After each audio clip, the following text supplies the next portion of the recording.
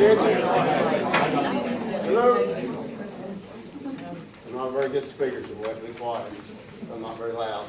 I'd like to welcome y'all here this evening so that y'all can be informed on everything that's going on. And you can voice your opinion too after everybody has their talk and stuff. And you can ask questions and this and that. We've got the Lincoln Primary Care Center people here that's real good people for the town of Hamlin, and we support them totally. They've got some people from Cabin Creek. Cabin Creek, and you all already have a. We already do. Yeah, so they can really answer some good questions. That's what we do. And I guess, Lisa, are you talking, and Greg? Yeah, I'm gonna talk briefly. Briefly? Yeah, believe it or not. Really? People know me would think that's not And possible. you know, I can't talk briefly. So. No, Greg's gonna take up space for the rest of us. But I'll let them go ahead and start, and Okay. have at it. Well, we thank the mayor. He's been spending some quality time with us the last couple of weeks. And we thank all of you for coming out. And obviously, this is a very sensitive topic, but the good thing is it has brought us here together so we can learn more, and so we can be more transparent about what we're trying to accomplish and give you an opportunity to ask questions. So there's always a silver lining. The silver lining is it's making us talk with you more about what we hope to do and explain the program.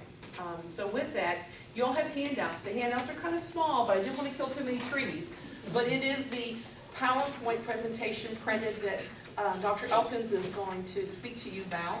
And I thought it might be helpful for you to have it, to follow along. Not only that, but you can take it home with you. And so with that, I'm going to stop talking. I'm going to let Dr. Elkins talk to you about the program. At the end of that, if you hold your questions, then at the end, we'll take all the questions, and we hopefully will satisfy all of you tonight. Thank you. I've never, you know, baseball players get that introduction where they have theme music. I never would have picked that out for my theme music. Thanks for coming out. We are happy to have all of you out here, and hopefully you can go back to your friends and neighbors and give them the message that we've got out, and take the handouts and then reach back out to us if you need to about more information. As I told Lisa, you know, Lincoln Primary Care started in 1975 here in Hamlin, but I think more important than being in Hamlin, we've been a real important part of the community. And we want to continue to be part of the community, not be a medical office that just happens to be in the community. So we probably should have done this, actually this kind of got out in front of me, we probably should have done this earlier, okay? And I'm going to start out by saying our general consensus of our board, even though there was not a formal vote, was that after hearing what everybody in town said, we decided it wasn't going to be a good idea to do it in town because it just wasn't going to work out. We probably should have talked to some other people first, but I actually floated the town idea back in December at a smaller meeting, and I had talked to some folks in town, and I'll take ownership for town. You know, I didn't think about some of the things that you guys have thought of first and foremost. I talked to some folks, and they said the people that we need to reach live in town, and they have transportation issues, and the best place would probably be in town. Didn't consider the other stuff as much as I should have, so don't blame anybody else. I'll take ownership for that, okay? Now with that, let's go through what we really want to do, what this program really is, and what it's not, because I think there's been some confusion about that. I want to be real clear right now that what we're talking about is a medically assisted treatment program through the COPE model, which is the Comprehensive Opioid Addiction Treatment Program that came out of WVU. What we're going to do, or what our plans are, is to do this with this spoke format where WVU helped the folks at Cabin Creek start their program up, and then they're going to be our mentors. So we visited with them, seen how they do things. We've done a couple of other site visits to other places, but that's kind of the basis of the program. It is not, capital letters, it is not a methadone program, okay? That's not what we're doing. It's not what we're gonna do. It's not a program where people line up out the street, okay? It's not even the same model that private practices use, where people line up and go in and pay for medications. That's not the program at all. The program, as you can see, actually is based on managing opioid addiction. And I don't want to have the argument whether it is a chronic disease or not. The statistics show that if we manage it the same way we manage chronic diseases, we get the best outcomes that are possible. So the program's based on medical group treatment and group therapy treatments, okay? It's not a lot of individual treatment from the standpoint of with the doc. So again, it's not a line up, go in one by one. That's just not how it works. The medical and group therapies are tied together. The whole program provides as much structure as is possible in a program. It requires attendance at group therapy. It requires attendance at support groups. It requires attendance at the medical group treatment. The primary goal is abstinence from intoxicating substances. And the whole idea is when we do it in the manner that we're talking about, that what we see is greater periods of abstinence from opioids, greater periods of abstinence from other intoxicating substances, people getting back together with their families, less crime, and overall improvement in the communities where the programs are and where the patients are from. The clinics are typically, correct me if I'm wrong, what we've seen are groups of 8 to 12 people for first a medical group treatment, and then second, after a short break, for the therapy session. Each of those sessions lasts roughly an hour.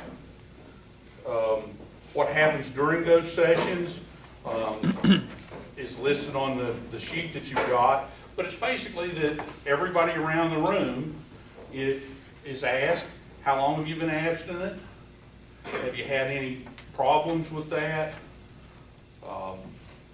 How are you doing just in general with life? And I think, when we've been there, we've gotten really good feedback from patients who've been thrilled to say how well they've done. One of the things that we noticed in 2 different places we went to was that there were, in these groups of 8 to 12, there were at least 2 or 3 people that told us about getting their kids back. I think that's vitally important. All of you folks from this community know how important it is that kids are raised in the family unit. As part of the weekly meetings that folks have, are part of the weekly treatment, there are urine, drug, and alcohol screenings. There are medication medication reconciliations where you check the strips that we're talking about using are Suboxone. It's buprenorphine and naloxone, and they come with a serial number on the packaging, and the patients have to bring those in, and those have to reconcile with what they've had. That makes it harder to divert. So between that and the urine drug screen, that's the way we try to keep diversion down. Am I going to stand here and tell you that there's not going to be any diversion? Nope, I'm not going to tell you that. Be a lie. Just not going to tell you that, okay? There will be some diversion, but it's not, this form of medication is much harder to abuse than other forms of these medicines, okay? And now that I'm talking about diversion, I start thinking, I also want to be sure that you understand we're not talking about what people call a harm reduction program. We're not talking about needle exchange, okay? Be real clear about that. We're not talking about needle exchange. Okay, I talked about actually what happens in the medical group structure and the therapy structure. is very similar, but it's done with the therapist rather than with the providing physician. So it's, the whole idea is to promote peer support. Discussing with the patients how they're doing and how their recovery is going. And again, when we get to treatment phases, when you start out, it's a weekly thing until they've had 90 consecutive days of abstinence. And then it may go to every other week. But that continues till at least a year in, okay? After that, you're talking about advanced groups that have been absent for over a year. They can potentially go to once a month meetings, okay? And then after 3 years, you can go every other month. Now, how many patients are we talking about? We're talking to begin with about 30 patients in the first year, okay? And we don't anticipate going to 30 patients in the first year because we want to make sure we've got all the structure right, that we've got all the right people in place, that we're able to do all of these things that we've talked about. One of the issues here in Lincoln County for anybody that's even in a program already somewhere else is finding enough meetings to go to meet the criteria. So, folks that live here have to be creative in finding a way to meet those numbers. There are things that some of you all are involved in that you've told me about before, some of the community service things that can count as meetings. We'll probably have people that are using some telehealth to get the number of meetings in, but those meetings are vitally important. And the structure that we're talking about, remember we're talking about practicing medicine. So none of this is paper and ink. There may be just a little flexibility, but we're going to be pretty strict with this program.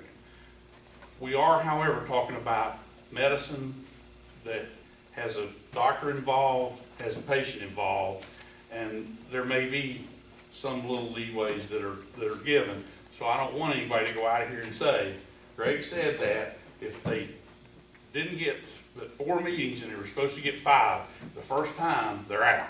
Well, we're probably not going to do that. We're going to try to find a way to help people meet these goals, because that's what the whole thing's about, trying to find a way for these folks to get treatment and for them to get better and for them to be productive members of society. The folks who so far are part of our staffing, well, I've done the training. I probably am not going to be one of the primary providers in this whole deal because I'm doing all this other administrative stuff. For those of you that didn't know, I had lots of hair, but all the hats that I've had over the years have done this to me, so I'm probably not going to be the one doing the prescribing. Dr. George McKay, who you may know as our urgent care doctor, has also done the training, and he's going to be the physician that's involved. And how do I say this? If you think George is going to be real lenient, you don't know the guy I'm talking about. So, we're still doing our best to come up with a coordinator for the program and some of these other staffing positions. So that's basically what the program is and a little bit of what it isn't. We think that, quite frankly, we're in the eye of the storm. This is a big deal. This opioid substance abuse disorder is a big deal in this community, whether you realize it or not. I think, I'll be honest, looking around the room, I don't think anybody in the room doesn't believe that. I guess the whole idea is, what's the best way to do the treatment? And this is, according to the American Society for Addiction Medicine, the best treatment that's out there. It's the program that they espouse. It's not a program we made up or the folks at Cabin Creek made up, even though they're really smart. This is a program that came from WVU and that they've implemented over the last 3 years. And they've had pretty good success rates with it. So that's basically where we are. And part of the reason that you didn't hear more from us sooner is, quite frankly, we've been trying to hire the positions and trying to get all the infrastructure lined up. and we just weren't ready to come out and say, here's what we'd like to be doing in town. We just didn't have all the people hired and we weren't quite ready to go. So we apologize for that. I apologize if I've offended anybody by coming up with the suggestion that we do this downtown. We didn't buy the downtown buildings with this in mind. This program came along, and I became convinced over the last couple of years we needed to do this, and we had the buildings there. Quite frankly, today, we don't have empty space up on our normal campus. We're gonna have to move some things around. But we're gonna do the right thing for the community. Now, I guess I'll let you say a thing or two, or Just a couple things, or because I know whatever. you'd rather ask questions, so you won't hear us talk too much. The other thing I just wanted to add is, as a federally qualified health center, hopefully you realize that we receive federal grant dollars to enable us to have access to primary care. We couldn't do it without those federal grant dollars. Have they mandated that we do this? No. Do they want us to do this, and is there an expectation that we do this? Yes. So I want to make that clear, because I've had a few questions about, well, have you been mandated? Do you have to? No. But their expectation is that since we're in the rural communities, often serving the medically underserved areas, that we're on that front line, and because there is a crisis, there's just an expectation that it makes sense that these community health centers do this. So I just want to answer that question. I'll stop, and because I know you have lots of questions, so we're going to stop talking and let you ask questions. Can I say something? Yeah. I'm Lois Vance, I work for Cabin Creek Health Systems, and I'm one of the care coordinators that run the program for Cabin Creek. We operate in our in-city office, and we also have an operation in Sissonville. We started 3 years ago, we started small. We started with 2 patients. One of those patients is still with us, and she's been in recovery for 3 years. We have 3 folks that are in recovery for 3 years, that gives me chills, and 20 folks that have been longer than a year, clean, as they say, or sober. I was one of the folks that sat back and said, somebody needs to do something about this drug problem. It's really bad. Somebody needs to do something about this. Well, through a chain of events, it hit my house and split it wide open. The people that I work for came to me and said, "You want to help us do something about this?" And I thought, well, I guess I'm that somebody that I've been talking about. So I jumped on it with my shoes on. But before that, I would sit back and say, why don't they just quit using it? They just stop. Why can't they just stop doing that? I didn't understand that until it hit my house. And then I understood that if my daughter could have stopped using, she would have. She didn't want to live like that. She didn't want me to have to take custody of her child, but I did, because he was just a baby. So we went through all of that, and I knew at that moment that this was what I was supposed to be doing. This is a very successful program in every place that it's been. We've helped people at Camden Health and New River Health get places open. They're doing very well. We've visited both of them lately. And I just got to say that for the folks that are worried about crime and those kind of things, never have I had a problem with anybody in the clinic. Not one time have I ever felt intimidated or felt like that I was in danger or that my fellow employees was in danger. Not one time. This has been the most rewarding thing that I've ever done in my life. You don't go into it looking for a reward, but that's certainly what you come out with. And when somebody's mom calls you and says, "This is the child that I gave birth to," and you think, and they thank you, and you say, "Well, I didn't do anything. I just gave them the tools to get well," because they want to get well. And it has served our community greatly. We've got 66. It depends on what day it is. We signed up 3 new ones today, so probably about 70 people in our program, and they all come in. You look at them and you think, "Oh my God, they died and nobody told them." And in the next week and month and 6 months, you see these folks getting better and walking taller and being proud of who they are. And they get jobs. Somebody mentioned getting kids back. 100% of our patients who have been in recovery and made petition to regain custody of their children have been successful. So then we have not only that patient in treatment, we now have children that can have well child visits, keep up with their vaccinations. It just helps the whole community. So I hope that you all will put your arms out and welcome these folks, because they need you. They need somebody to care about them. Because sometimes they don't have anybody. I was told, and I'll shut up in a minute. I was told when I first started doing this, I would hug people in the hallway and tell them that I loved them. And somebody came to me and said, "You gotta stop doing that. That's just not what we do here." And I said, "Well, I quit, because I'm not, that's just the way I feel about folks. I'm gonna hug them, and I'm gonna kiss them, and I'm gonna tell them I love them, because sometimes we are the only people that care about them." And so we continue to do that. And now they do it back, and they come in the front door, and, everybody there is their family. It is a wonderful thing. So I hope you welcome it with your arms open, because everybody needs somebody. And you've been open how long? 3 years, yeah. Okay, first question. Ethan. Doc, you used a term that I'm not familiar with, diversion. Can you explain that to me? Diversion, what I mean by diversion is you come in the program and instead of you taking a drug and taking the med, you sell it and somebody uses it to get high. Okay, can you explain that? Like, do they sell it to other users, or would someone who is not currently a user want that medication? Very few people seek out That's what I was Suboxone. saying. Very few people that aren't already users seek out Suboxone. People that are already opioid users sometimes do seek out Suboxone. It's hard with just Suboxone alone to get high. You have to combine it with another substance almost all the time to get high. And that's what I'm So talking about. this is the best program to not have that happen? Yes. We believe that, and we learned a couple of little tricks. The doctor at Cabin Creek, when he was in medical school, actually did a rotation with us. And he and Dr. McKay know each other. McKay actually wrote one of his letters for residency, so they know each other. They didn't remember that they knew each other until, they didn't know that they were involved in these programs, so we went to Cabin Creek and we found this guy that was the guy there. But we talked about a few little things that I'm not gonna talk about now, that to kind of decrease the likelihood of diversion. Thank you. Some prescribing practice. Cashier?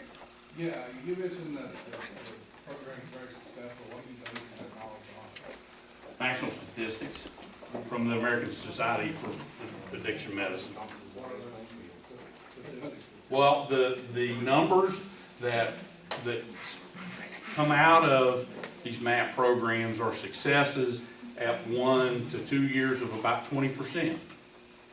Those are better numbers than any other program, including abstinence-based programs. What are you seeing? The way this model runs, our retention rate right now with our patients is 37%, and that's like twice. Can you hear her?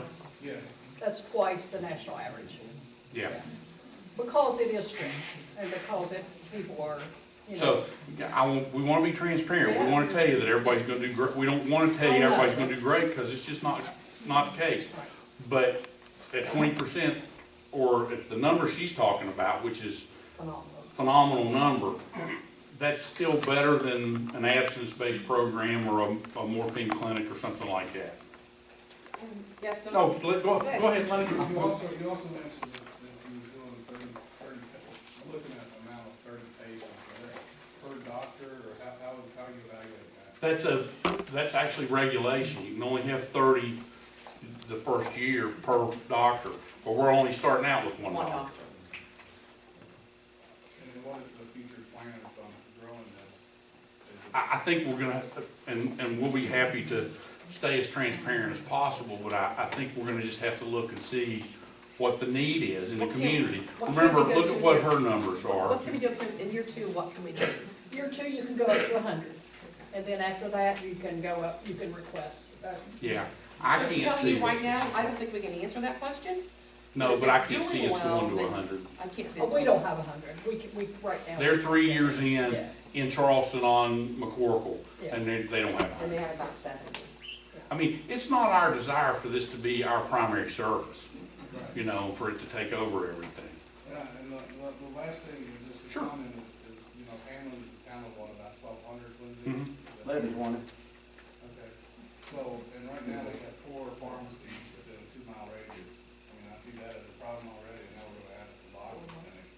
I think, I understand what you're trying to do, but you can see, as somebody in the community that's concerned of having even more opioid in the community. Well, number one, we're serving the countywide community. We're not just serving the town of Hamlin. Number two, opioid prescribing over the last 3 to 4 years across the nation and in West Virginia. I can't give you the town of Hamlin numbers, but I can pretty well tell you from knowing what goes on in our practice, opioid prescribing is down significantly based on the laws that we've had passed in the state over the last few years. And again, Suboxone's not something that And that's the only prescription, is Yes. Suboxone. and it's much more difficult to abuse than the opioids are or any of the other opioid treatments are. So is it gonna be perfect? No, you know. But I think I think it's the best available treatment Okay. today. We're gonna go back here. You get an award for your hand up being wrong. Yeah. That's it. Methamphetamine, Suboxone, does it treat? No, it does not. The therapy piece seems to help, and in talking at least anecdotally with the folks at Cabin Creek and with their doc, they feel like those folks that are in therapy for all of this, they've seen a reduction. They had a few people that tested positive for meth, and they said, you know, we give you another shot, you know, you stay in the therapy, and they've been clean. We have 8 patients who successfully have gotten off meth. Could you for hear months that? at a time. Yeah. It's the therapy that does that. Here's one right here. How is Suboxone used? And also, you commented 3 years. How long do they have to be on this medication, and do they ever get off of it? Okay. Suboxone, the strips, there are tucked in the gum. Okay? So that's how it's used. How long do they have to be on? There are some people that go off, but the current thinking among addiction medicine specialists is that we treat this like a chronic disease. Okay? So you got high blood pressure. You go off medicine? Probably not. You got diabetes, you go off medicine? Probably not. Now, the way we use this medicine isn't to a dose that gets people high, it's to a dose that keeps people from having the cravings and having withdrawal. Okay? So it's not high dosed, it's low dosed. And the current thinking, and I thought the same thing that you're asking about when we started looking at this, but the more I read about it, the more webinars I did, the more people I talked to, the more convinced I became that the right way to do it is what ASAM's saying, is leave people on medicine for the duration. Okay, you commented that you can't get high off of it. I didn't say you can't get high, I said it's more difficult to get high on it than it is off other medicines. Okay. Did I understand you correctly to say that you bring the packages back in and match up the? Yeah, we can have them do that. It may not be something that you do every visit, maybe every now and then to kind of like pill counts when people are on opioids, which is what we do with those folks. You know, it's not always every time. What's the frequency? Do you do it with everybody? We do it with everybody, Okay. but it's Well, not. if you're doing it with everybody, that's how we'll start. Well, WVU doesn't do it that way. That's just something that we implemented because, quite frankly, there was a diversion problem going on in the beginning. Okay. But by keeping those folks in check and having them come back and return those wrappers, that has stopped. And another thing about diversion, if somebody's gonna divert something, better Suboxone than heroin. I mean, if somebody's gonna give your kid something, I'd rather my kid get a Suboxone than I would stand for heroin. You know, I mean, it's just a safe medication. Okay, back here. Going back to the last time that KD on Suboxone, I do know people who are on it this year. What else is there to take time and, taking them off? Our question is, people that are off a long time, is there any solution to trying to get them off of it? Again, we're managing it like a chronic disease, so we're managing it like diabetes or hypertension. And yeah, diabetes might be a bad example because some folks with diabetes with diet and exercise can get off medicine, but most of them can't. Okay? And the whole idea is to get these people back functioning so that they don't have symptoms, they don't have cravings, they don't commit crimes, they're part of their families. If they're on this medicine from now on, for them to be able to do that, It's like being on heart medicine for them to be able to do that. That's the way, that's the mindset that it takes to do these programs. So they can just feel normal. Yeah, so that they feel normal. They're not gonna try, we're not trying to make them feel high. That's an extremely good point, so that they feel normal. Have you heard that a Number lot? of people who stay on it for, like, Yeah. Yeah, I mean, it's Well, not, let's ask- the medicine let's ask hasn't Cabin been, Creek. what's the longest you all have heard of anybody being on? 20 years. 20 years. I think it's a case by case, And it is, patient it's by a case by patient. case. We got a question back here. I do have a question for the program that's already established. A lot of people are coming to the program, but do you have people, like junkies coming, trying to push pills or anything like that? To our program, To your environment, to your class. Absolutely not. Okay. Absolutely not. First of all, and I don't mean any disrespect to you, but we don't use the word junkie, because I feel like using the N-word. We don't do that. Well, dealers. Yeah, but no, it's not allowed, and the patients that are there, and are there for the right reasons, will tell on the patient that's not. I mean, they want to keep it running because they appreciate it, and if somebody, another patient tries it, you got the information you need to deal with it. So the patients themselves kind of push all that The away. patients that do well want to keep it legitimate, and they'll take care of that. Okay. Okay, yes. Who pays for this?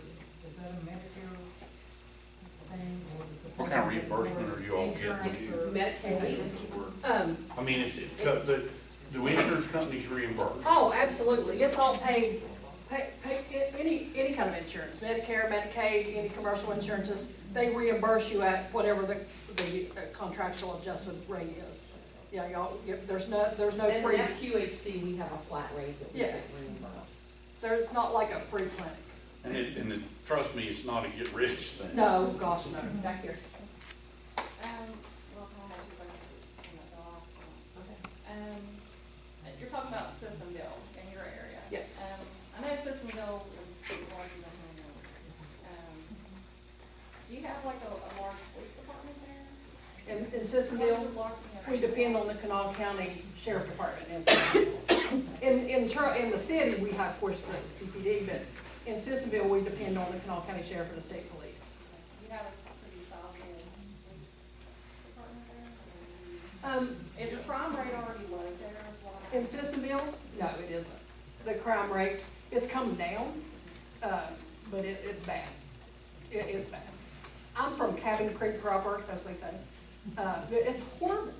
I mean, we've lost all of our children, and it is just bad. But we're getting ready to move this program actually to Cabin Creek as well, so hopefully we'll see the crime rate. As far as police coverage, I mean, We are not concerned about police coverage. In our particular jobs, we've never needed a police officer. We've never had a situation where we needed to call a police officer.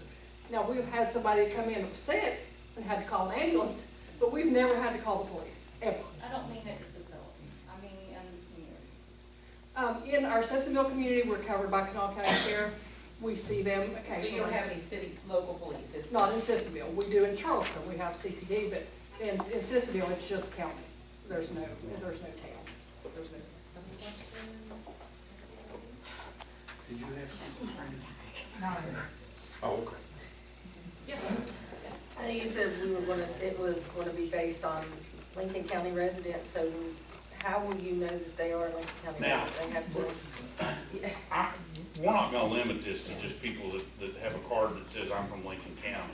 We don't do that with our other healthcare, okay? Our idea though, it's real doubtful that people from the Huntington and Charleston area are gonna come here to get this program. And if they do, they're not gonna, if they come here and they're not meeting all the criteria that we have from the standpoint of meetings and all of those things, they're not gonna last, okay? We still are not landed free. Yeah, I mean, we're just not gonna, we're not gonna be able to do that. And again, it's just highly unlikely that folks, because there are programs like this in Huntington and Charleston already. You know, Lisa mentioned that FQHCs or community health centers in rural areas, they're looking to do this. Well, the lead group that's doing this in Huntington's Valley Health, another community health center, and they have multiple sites where they're doing that. So, there's not any reason for somebody to drive out here. I think back here you Or have. could they be in two different programs at the same time if it's not complete? I mean, is there a? No, Board of Pharmacy. Board of Pharmacy report. These are Okay. controlled substances, and we'll check Board of Pharmacy reports every visit. That's something that we didn't write down. It's something that we do with any controlled substance. Does everybody do We that check. with the Board of Pharmacy now? The pharmacies in the state are required to Right. report all of those prescriptions, and those prescriptions, they'll all be in that Board of Pharmacy report. So Okay, that back would be here to Steve. statewide. Yes, Yeah, sorry. Greg, I know you said yes.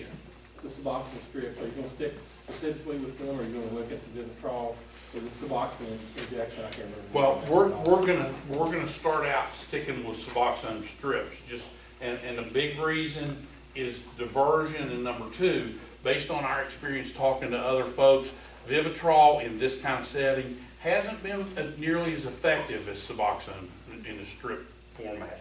What they told us, and correct me if I'm wrong, is the court-ordered folks that have gotten Vivitrol come in like that first month, and then they vanish.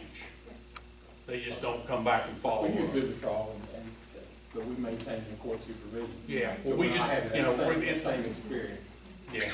So we're gonna start out with Suboxone with the strips.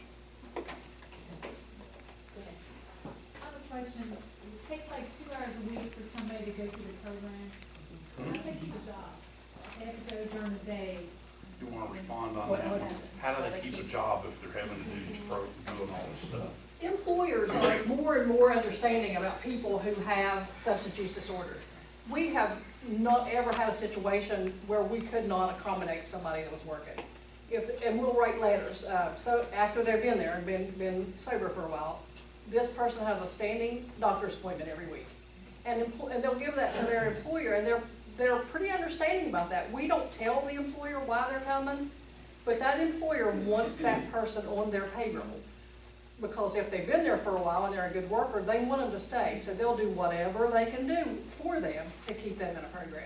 We've never had a situation, now, we do write letters to employers, we write letters to CPS, we write letters to whoever we can to help people, but we've not ever had somebody lose a job because they're at treatment.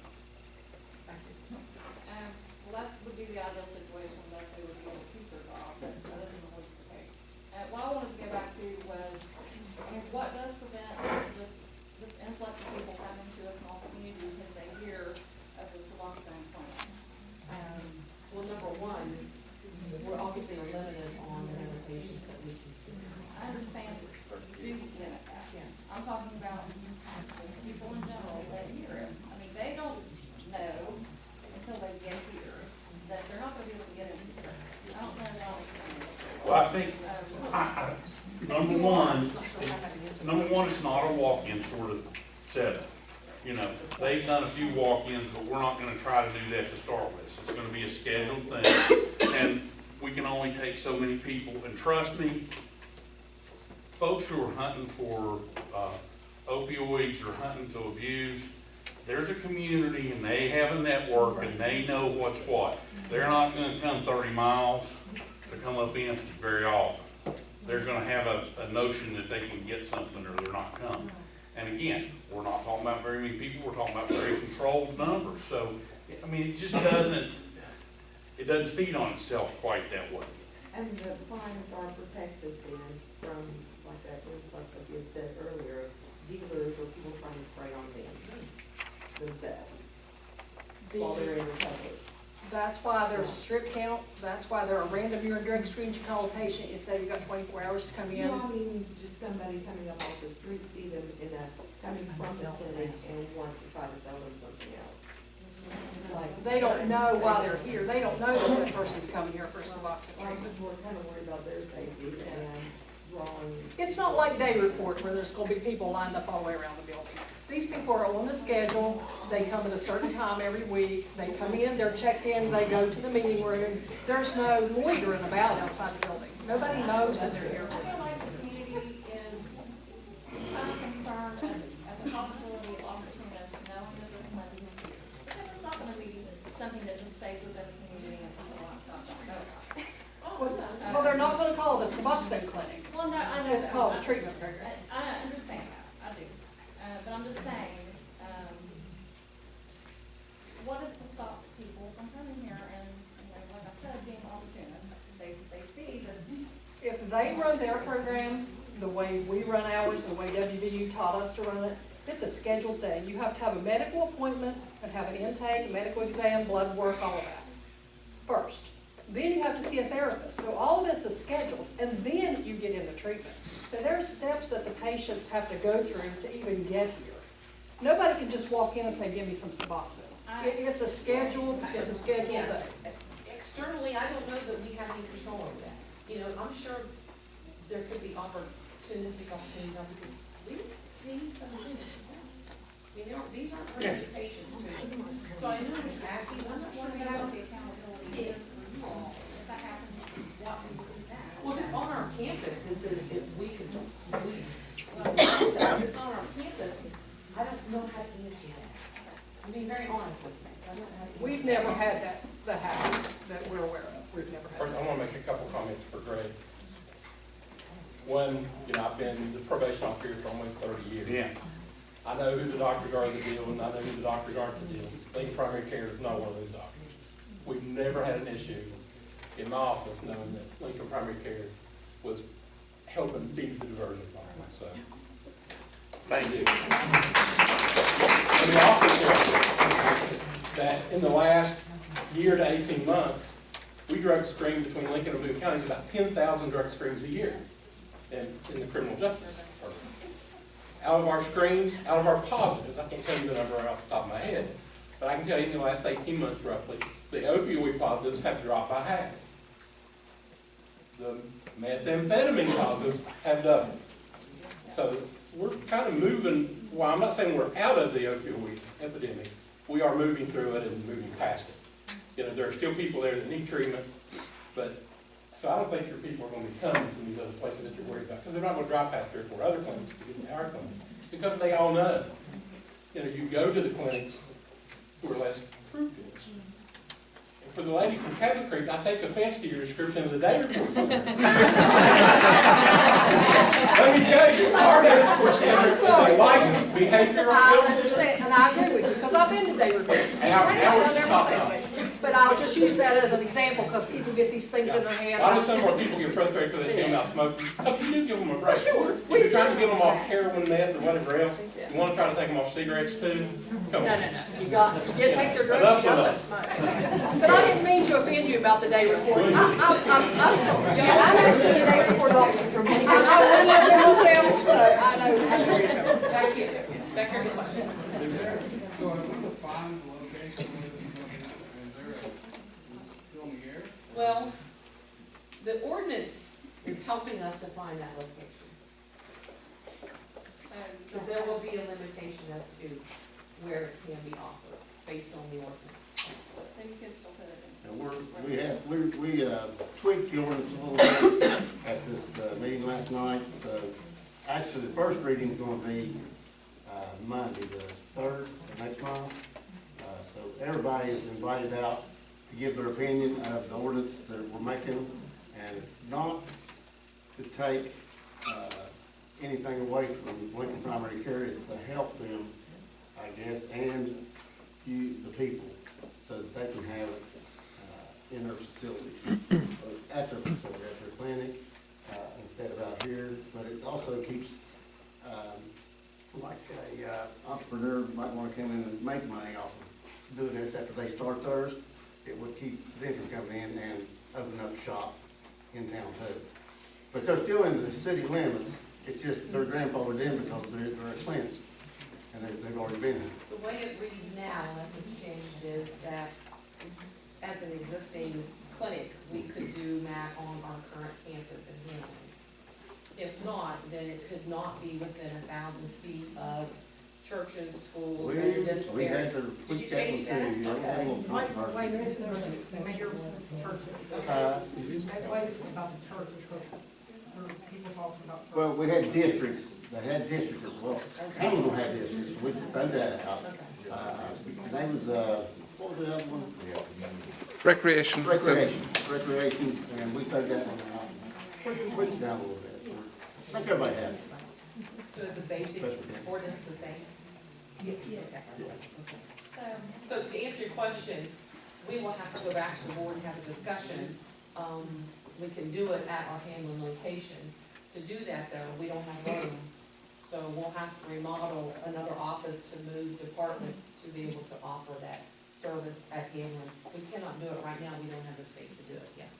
As a community member, just for example, in Cabin Creek or wherever, is there a way that, you talk about the groups and all those things, is there a way community members would do community members get involved in those to help, or is it something that they do not?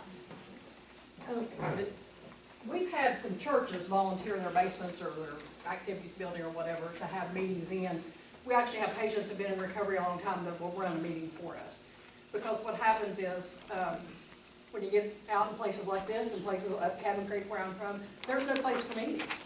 So we've gone to the local churches and said, if you'll let us have a meeting on Tuesday night when you're not having church, I'll take responsibility for it, and I'll pick up the cigarette butts, and I'll do, what I can do. And we have helped people get those meetings started. It is a challenge, but we will also, we also let our patients use their church attendance or their church work in substitute for 12-step meetings because they are hard to find.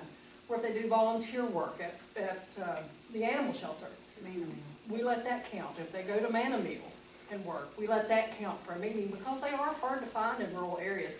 We would rather they do 12-step meetings because somebody told me once that the medicine helps them hold their head up and the meetings open their eyes to who they are. So we insist that they go to 12-step meetings when they first start, for that first 90 days. After that, we will allow them to do other things with that. How does the Suboxone affect the individual that's taking them? How does it affect them? Okay. It's a controlled substance that we dose to keep people from having withdrawal symptoms and having cravings. That's basically how it affects patients when they're appropriately dosed. So what we hear, it's not replacing an illegal drug with a legal drug. It's, instead of using an illegal drug to get high, we're using a legal drug to keep people from, one, having withdrawal, and two, feel normal, not feel high. But I talked to addicts and you can get high. You can. You That's can. why I said this is a harder thing to get high on than any of these other programs. I told you, there's gonna be diversion, there's gonna be people that fail the program. And remember, their rate that's really, really good is 36%, which means 64% don't make it. Okay? We're not saying this is a panacea that's gonna take care of everything. It's just not. But it's better than abstinence programs, and it's better than methadone clinics. And when they're called in for a random drug screen, they are required to bring their bottle with their wrappers full or empty in that. We check those at the time of the random. We also send that urine sample out for testing, and that you can verify the amount of the medicine that the patient has in their system and compare that to the amount of medicine they're supposed to be taking. So you know if they're taking it right, or if they're giving it to their brother, or they're taking it out someplace and selling it. Even they can sell it out of the package, but you know when you call them in for a random whether they're taking the medicine right or not. I mean, you can test it. If they don't show up for a random, they don't come back, because that is how serious it is. You show up. If you don't show up for a random, we think you're diverting. You're not coming back. So. Yes, No, right here. wow, I thought you were poised for the follow-up question, so go ahead. I am not against this clinic to begin with. I work in town. I see this every single day. Children that I have watched grow up that are destroyed. They don't have their children, and I am not against this program. I am, however, against it being in our main town. Our town has hurt. Everything's closed up. I mean, it looks like a ghost town 90% of the time. And I remember growing up, the way Hamlin was, it was beautiful. Our seniors out on the street and stuff. And I'm not opposed to helping I worry you keep saying for the first year. Can you please give me guidelines that you're gonna have to follow after that year, so I know what to expect, and I'm not surprised if you add more doctors. How many more patients are you going to see?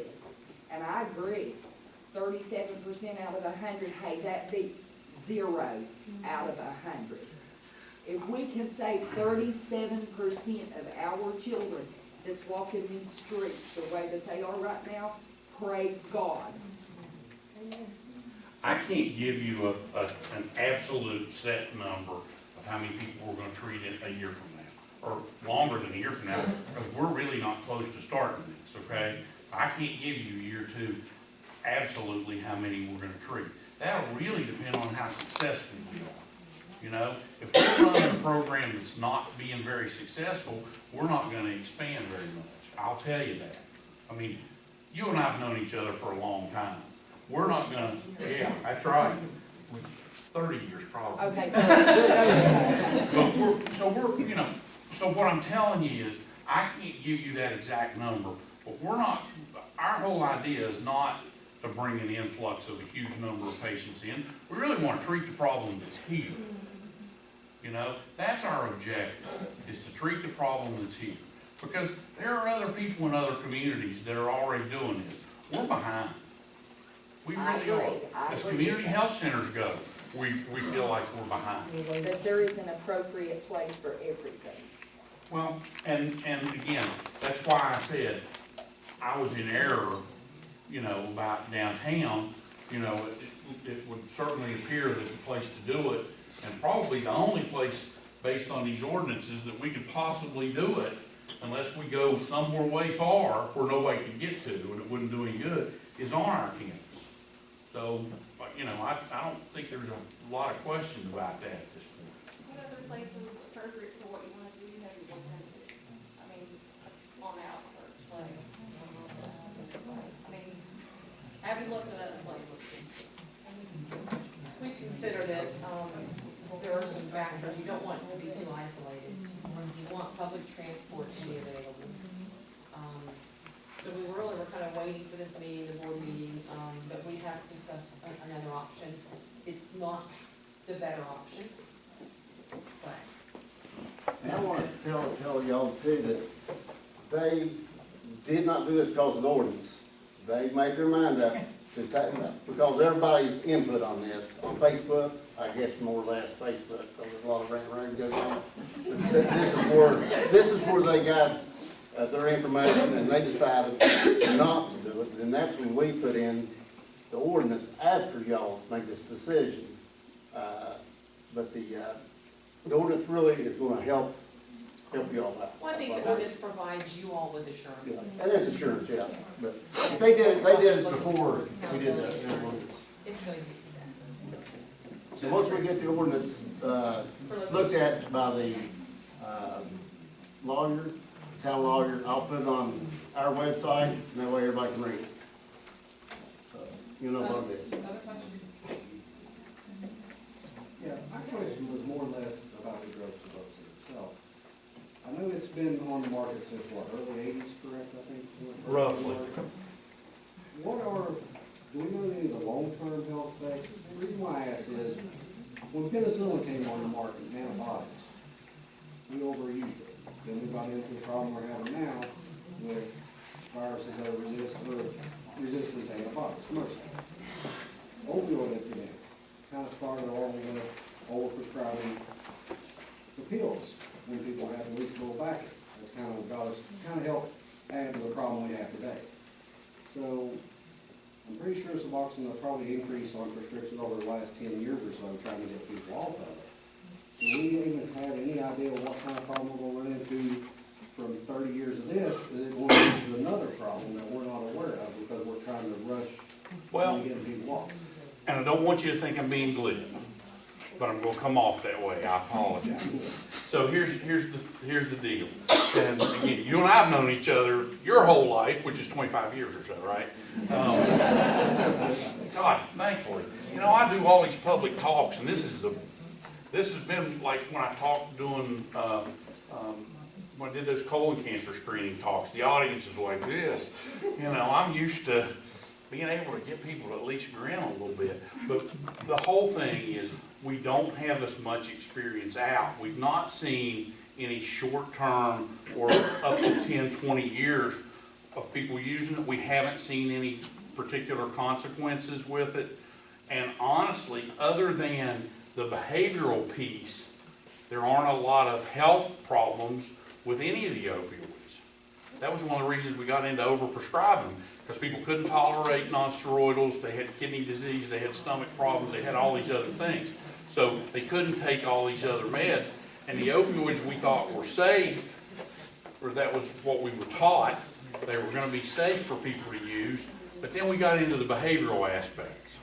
Well, this drug doesn't seem to have those behavioral aspects, number one. Number two, we haven't seen significant health aspects out to about 20 years. And number three, for the people that are on them long-term, we've given them the potential to have a normal lifespan, where they didn't have, or for a huge number of them, they didn't have that potential without the Suboxone. You know, so I think that, you know, the glib piece is, if we didn't use the Suboxone and we weren't doing something for them, they weren't going to have that 30 years out there to start with. So. Yes. I don't have statistics, but compared to the opioid addiction, is there more methamphetamine here than there is opioids? Or, I still don't, I mean, I know that the Suboxone doesn't really treat meth, so if there's more meth going on here, what? Well, again, Suboxone does it, but if we can utilize this MAP program to bring people in and get the behavioral piece, the counseling piece, then we've got a shot at some of them that are using meth. Otherwise, we don't have anything. There's just not anything out there. There's not a Suboxone for meth. The trend, Katie, in that is those in active addiction will go from one to the other. When opioids become scarce, they'll move to the next available drug to ease the pain. So, and it goes in cycles. Okay, I'm just wondering, because we're gonna tackle the opioids, but then they're going to methamphetamine. Well, if they're not getting that treatment otherwise, they'll go back to methamphetamine, or they'll go to cocaine, or they'll go to alcohol, or they'll go to whatever's available.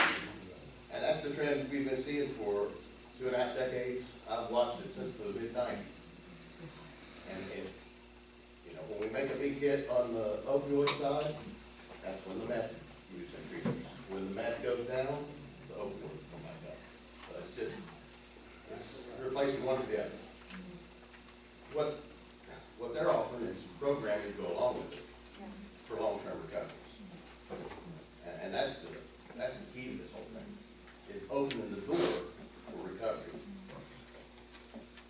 I think it's great that there's not just the drug treatment, because it covers different approaches. It's the therapy base, it's the counseling, and it's the drug treatment.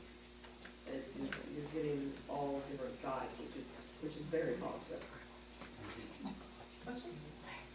I have more of a statement instead of a question. I'm Ellie, if nobody knows me. Everybody has a personal opinion about Matt. I mean, I do too, but I recovered in a different way. I use an abstinence-based program with a 12-step program. I have 7 years sober. You know, what we forget is there are different ways that work for different people. What I do and what most people do don't help everybody. But if they can get somewhere and get the treatment, the groups, the therapy, and as a community as whole, and I'm going to tell you from being in active addiction and being down there and looking at the community, guess what? We're not a very nice community at all. I'm telling you right now, we're not. By any means. It's got a lot better in the past 7 years. And when we say we need more meetings, I can tell you multiple times, me and my husband has went to a church and said, hey, can we borrow your basement to do a 12-step meeting? And I've got shut down time and time and time again, multiple times. As a community, do you think that's going to help anybody? No, it's absolutely not.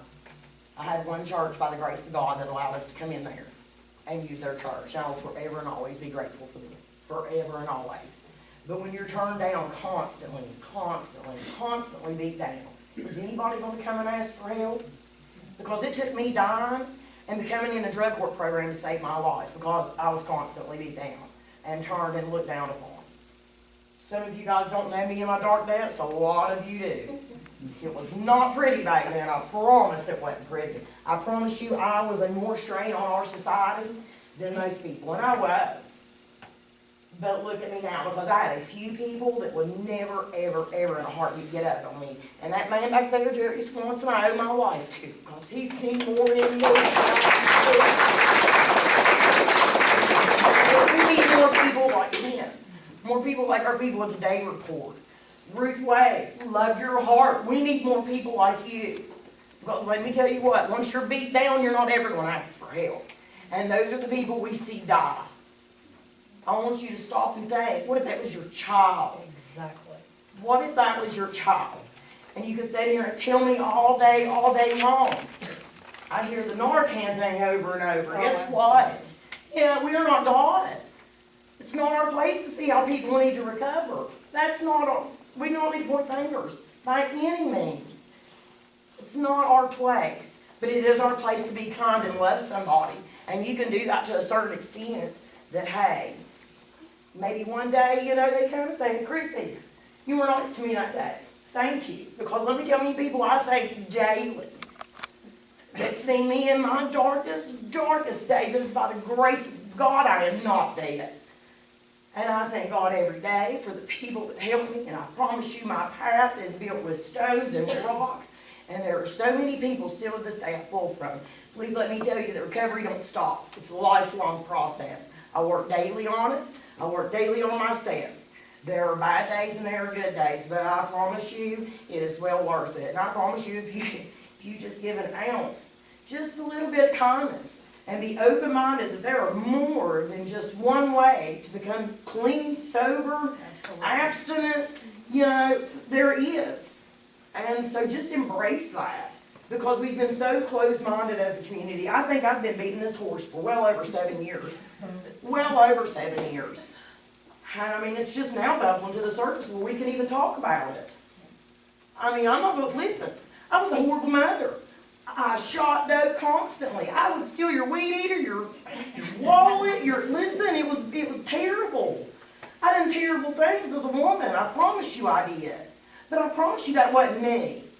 I promise you in the grips of addiction. And a lot of people don't understand it. And the best way I can explain it to you is try not to breathe. Hold your breath and try not to gasp the breath, because that's what it feels like trying not to use drugs and active addiction. Try not to breathe, because I promise you there have been many nights that I didn't want to put them drugs in my veins. I would cry with everything in me. Guess what happened? I would shoot up and I'd be high. And I didn't know how to stop until it got bad enough, until I got enough, and people, Ellie, you can do this, you can do this. And it was a long process, and it's still a process. So when you think about that, try not to breathe. That's how an active addict feels. Trying not to use is trying not to breathe. Thank you.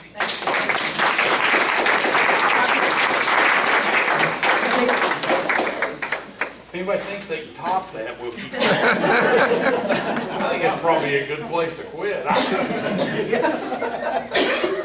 So, In all fairness, I don't want to leave until there's major questions that haven't been answered. I think there's going to continue to be some questions. I will tell you just a second, as far as timing, we have a lot of planning and development to do, and so I can't tell you. I guarantee you will be lucky to be doing it within the next 9 to 12 months, because we have to do a lot of things. So that's the time, yeah. If we do have questions, and we want answers, I feel like we're involved in this too. Yeah, come and see us. Call, I'm Lisa. Are you usually want to Well, I'm not the clinician, so clinical type questions, that's a man. But program development would be me and Courtney Reynolds, the Chief Operating Officer, and Brian, Director of Operations. Any of the three. I think it's something that we need to do as a whole. Open doors, how we call it. Yeah. and me, I may not be, you know, because we've got more than just this going on. We gotta be honest. Yes, sir. I've heard a lot of concerns and questions about diversion and redirection to other drugs. The thing we're missing about this is, my 32 years in EMS, I see it at the street level, and there doesn't seem to be a shortage of places for people to get the drugs that they want. And it's easier for them to get it there than to try to redirect it from a program like this.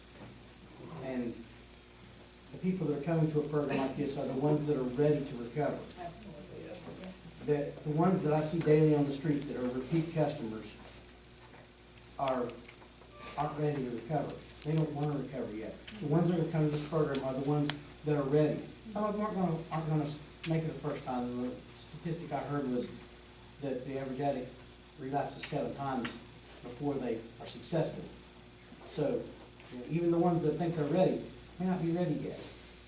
But eventually, if they have that mindset, will recover if they're set on it that course. But I don't think this program is the type, and of the abuses I've seen in the EMS field, I've yet to see anybody that's overdosed that's come to me using strips. The pills, yes. Strips, no. I know there are ways they'll find ways to abuse anything. There's a chemist out there that'll figure out a way to extract it and use it. But it's a whole lot harder than to go out here and buy it on the street. Doc, as you said, the clinic has been here since 1975. And in addition to providing medical services, you guys have invested in our town and our community. And it's not unnoticed. We do appreciate your investment in our town and in even hosting this meeting and providing us with an education, because I do know more than I really ever wanted to know, but I don't know as much as I need to know. So I do appreciate you guys having this open, honest discussion with our town. I'm more informed than hopefully everyone is, and feel more at ease about what is happening in our community, and have more knowledge to be able to answer questions as a council person when people ask me. So I just wanted to say thank you for that. Thank you very much. We appreciate that. And I've also told Ruth Wade that she could have her meetings here, and we could probably plan something out, you know, for when you can't got enough room, or you got noises or whatever you had problems with, really. Thank you. Yeah. Well, our prayer and care recovery group is every Thursday at 7 o'clock, and at the United Methodist Church, and we also have called Lincoln County Community of Hope, where we have a group of people that's trying to do things for the recovery community, and we're going to have a softball tournament on June the 22nd, so we're trying to continually the recovery group and include people in the community. We have people in here that's want to play too, so, you know, people in the community there's a lot of people that are supportive. So, and we're glad to know that. But I don't know how many people really realize we have a prayer and recovery group at the United Methodist Church on Thursdays at 7 o'clock. And we're getting a new church eventually. But we do have a lot of noise problems, and thank you. I appreciate it all. And they take it. And, let me say, John Smith. Yeah. Is our group leader. Oh, okay. Classic John. Shalom, your recovery. A little over 2 years.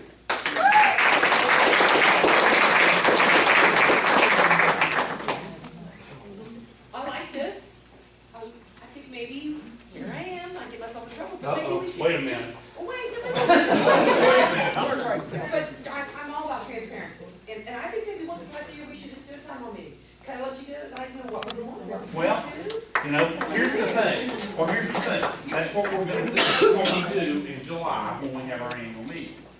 So we actually have that format. But that's what I want you to know about. In July, we have an annual meeting where we'll talk about all the things that we do for the year.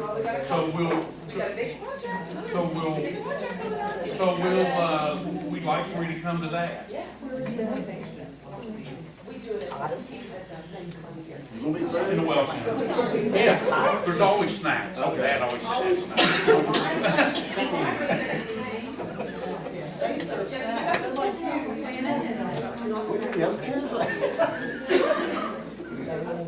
Say, just because the town council, and we question having Main Street of Hamlin, doesn't mean that we don't support this program. We understand. Because I am a loving and a caring person. I do care for this community. I hate to see what's going on, but just because I didn't want it on the main street does not mean I understand. We and I know will that. help with recovery in any way that I can. I'm from Sisters in West Virginia, you probably don't know where that is or what it is, but it's Oh, yeah. a town very like this, and we're maybe 800 people now, and so I've watched it as the years changed. And I talked with the mayor about how Main Street USA has changed so much in the last 20, 30 years. So I understand, I get it. You know, then we talked about some, you know, some of the things that we hope to accomplish in some of those downtown offices, so I understand, I really, really. And beautification and everything, haven't you? What'd you say? And beautification and everything. I think I'm the first project. So, please come to that meeting, and we'll push more out about it, and then maybe what we need to do is maybe every 6 months say, hey, let's come on, let's come, we'll talk about what's going on, you can talk about your concerns. You'll feel more engaged, and I think if we do that, we won't run into this type of thing where you're hearing about something, and we kind of feel like we're behind the eight ball. So, we'll do that. If you wanna say my bad, I've done it for 5 years and had to say, that's my bad. That's my Because bad. I opened my mouth before, I think, say that. Well, I don't know that I opened my mouth before, thanks. I just talked, and I am very transparent. Yes, thank you, sir. You got one? I should, yeah, Okay. All right. Just say I got the big grin. I just want to talk about Not that that old. for a minute. I don't know you from Adam's House Cat, but I'm so proud of you. Yes. Because I know what you have done is hard. That's the way my daughter recovered abstinence. She just said, my mom took my baby, I got to stop, and she did. And now she's got him back, and we're all good, and she's in nursing school, and it's all good. But the names that you've been called, I heard that said by my daughter. The first time my daughter was called a junkie, it was out of my mother's mouth. And I was devastated. So we've got to be careful how we treat folks. Just because we see them roaming up and down the sidewalk doesn't mean they're a bad person. It means they're a human being with a problem that we can help them with. I just have to get that off the chest. Thank you for that. I'm a teacher here in this town, and is there going to be a component that addresses the needs of the children of the person? The reason I asked this was after Ellie spoke. I had the privilege of being the teacher of Ellie's little girl, and I watched her beautiful family come back together. They were already broken by the time I got those children. But I watched them come back together. I watched her come back into their life, and I watched these little girls struggle with, leaving their grandmother's home, going back to mom, and those kind of things. So is there a component to this that after things start coming together for the adult, that the children come in and get like a family kind of thing? This is, we're so far away from actually doing this, I'm gonna have to defer the question over because it's about third level. There's another kind of extension of this. It's not this program, but we're working on this as well. We we have partnered with a group that is for Cabell, Lincoln, and Wayne counties, and it's called CORE. And we're on the steering committee of that, and actually their meeting in the steering committee meeting is going to be at one of our facilities in the next couple of months as well.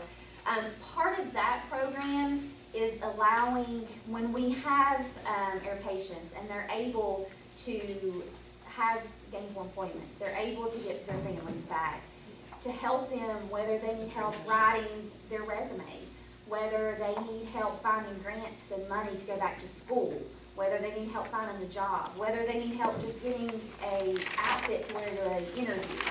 And so this core program would be something that we would refer our patients to. Part of that also is having somebody who has their children and helping them find childcare during the day so they can work and they can have gainful employment. And so that's something that we are partnering with that group. So we would be hopeful in that situation that group can help. And so it gives us resources. It's not something that is a program that is an integral part of the program itself, but we have resources for the patients. that they have, that they're basically, it's not that we're gonna say, okay, here you are, and we're gonna leave you. We're gonna give them, help with them with the resources. That's part of the care coordination program as well. Not only is that, or the care management program for the patients, it's a very integral part. It helps them to find those programs that they need to do in the evenings. It helps them with community services. You know, whether it be, you know, nutrition, helps with nutrition, because a lot of people who have substance use disorder, they don't get proper nutrition. So that's another part of it, treating the patient themselves as a whole, and then once they are whole, helping them with their families, and at their, being able to give them those resources. So to answer your question, no, this program itself doesn't, but we have options for it. But it's not the therapy, you're talking about Is it resources. therapy? It's not a true family therapy component.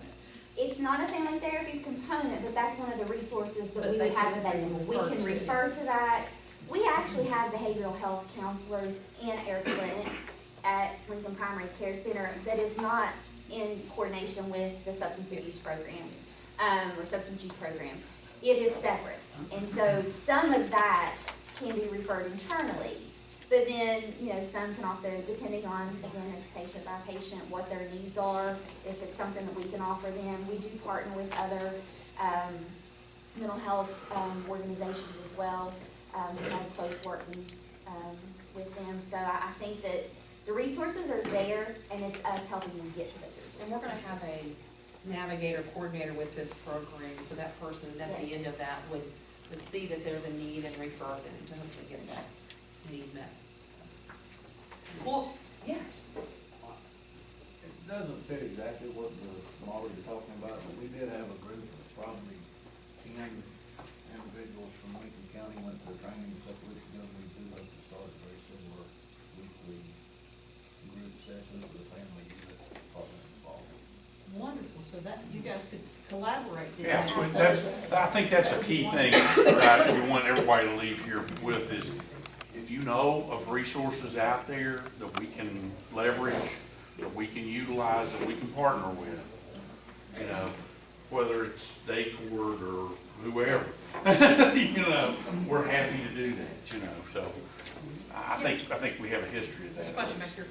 David, could you speak up louder, maybe stand up and share that information, because we didn't hear you back here. We could hear you. You're in trouble. Good, I don't like her. When they were talking about some of the family services, the family therapy, I guess, and it's not a, it won't be a true therapy service, but a couple of weeks ago, we did have probably 10 individuals from the county went together for training, and we'll hope to in the fall start a strengthening families program, so it will be kind of a weekly session. It is directed for substance abuse prevention, treatment, and intervention for breaking down the family unit. So it does have a piece that essentially will bring the family, parent and child together. There's a piece that they're together, have a meal together, they separate, they do an intervention with the child, intervention with the parent, then come back together as a, what did you all talk about kind of thing? So it focuses on the reunification of the family. Well, ideally, it would be as much of a prevention to before we move it necessary. So it's more of a It's not- preventative measure. It does fall into prevention, and it's not, hence it's called therapy, because there's not billing involved, there's not, I mean, it is a kind of prescription service, and ideally, it's a 10-week session, I think, because partnered with through the schools, as in referrals, have one, 2 teams going as we go, with one like the Hamlin Duval area and one Young Valley Parks area. And again, that's it. Of course, now with that, being also said, and I'd like to see a big crowd of people, because I'm probably asking for some people to help. Everything we do is, you know, is volunteers. I mean, people run, we've got a couple that's here with us, and hopefully we can, that's the plan, that's two groups started. Well, that was gonna be my next question, was the community involvement. I know I'm talking the community involvement, how much involvement will we be able to have? Evidently with your program, we're gonna be able to be involved with that. But if we don't get the community involved, I know, because I used to look at people that use drugs as, I don't know what the right word is, just not as much of a person, I guess. There's a significant stigma. And I have Exactly. completely changed my mindset after, dealing with these kids, and I have two friends who have recovered. I consider Ellie a friend, and I have another friend that has recovered and got her children back. But without the community involvement in these programs, we're not going to be able to change the stigma. Now, I know the HIPAA rules and all that, and you can't give away all that stuff, but is there a way for people to volunteer to do things, or just to get involved? Ellie's got it, she just. Go ahead. Get it right there. I will suggest, and I only suggest this because it works so phenomenal for my kids, and I'm not to say that it would work for everybody's children. I can just tell you how much it truly helped my children. So they have a thing called Alateen. And what? Called Alateen, and of course they do different age levels. The older group will get together, and then the younger group will get together. And so what happens is the children that come from substance abuse homes, or parents that are in recovery, so they get together, and it's no different than a 12-step meeting. So these children join together and they talk about it, because what more affects a child when they go to school and feel like that they're the only ones that have to live with that day in and day out. So it's like an Al-Anon for teens. Yes, ma'am. And for my two children, it helps tenfold and phenomenal, along with some therapy. But it also gives them a sense of belonging to something, and a sense of they're not alone. So you know what, if something's going on in the home, guess what? A lot of children don't want to go tell a teacher or somebody, because they're afraid to be ripped out of the home and put somewhere, because you know what, who wants to be ripped away from their mother or father? I don't care how bad it is. Nobody does, and be placed somewhere strange. So it's a place where they can speak and be like, hey, have you ever experienced this? This is what I'm going through. So it's kind of a peer support for them. I don't know if the churches can have something like that happen, ladies, gentlemen. I've got literature on that. I've made contact with the woman in Charleston that runs the only Alateen in the state. Yes. And I'm trying to bring it into the school this fall through the staff program. Yes, you're awesome, So John if you guys want Smith. literature on that or some information, you can message me. Good job. Well, if I counted right, we have 69 people here, that's tremendous. I'm so glad we have this turnout. And hopefully you're leaving with more information about the program than you had when you came in. Hopefully most of your questions were answered, and for those that still need some, we are available, and you're welcome to call. You can stop anytime, it's probably best if you kind of call first just to make sure we're there, but we will be very open and transparent. Well, thank you, we appreciate it, and, We hope you're happy.